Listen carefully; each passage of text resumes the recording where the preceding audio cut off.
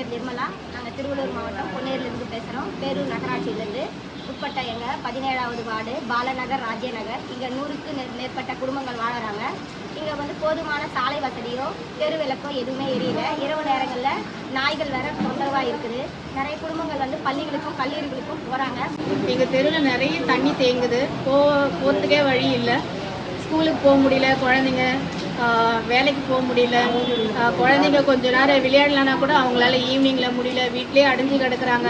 24 hours TV தான் பார்க்க முடியுது. அவங்களால வெளியே போய் விளையாட முடியல. ரோடு அப்படியே குழியும் மேடுமா இருக்குது. குழந்தைங்க விளையாடணுன்னு கூட காலு கை எல்லாம் அடிபட்டு தான் வராங்க.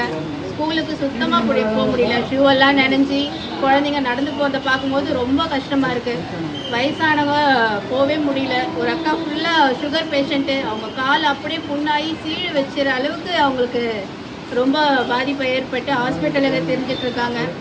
அதனால் எல்லாம் பள்ளத்தில் விழுந்து எழுந்து போகிறது ரொம்ப கஷ்டமாக இருக்குது.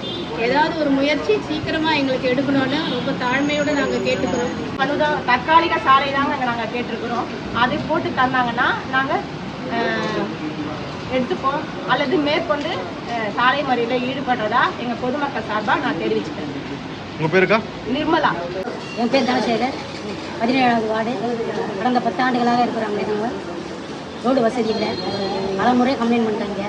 எந்த ஒரு முயற்சியும் எடுக்கலை. இப்போ லாஸ்ட்டாக வந்து கம்ப்ளைண்ட் கொடுத்துருக்கோம். லாஸ்ட்டாக வந்து தற்காலிகமாக போட்டுக்கிறேன்னு சொல்லியிருக்காங்க.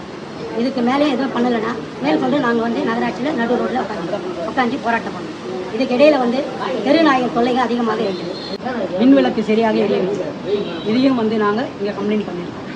மேற்கொண்டு ஆக்ஷன் எடுத்து எங்களுக்கு ஒரு நல்ல பதிலாக தெரிவிக்கிறோம்.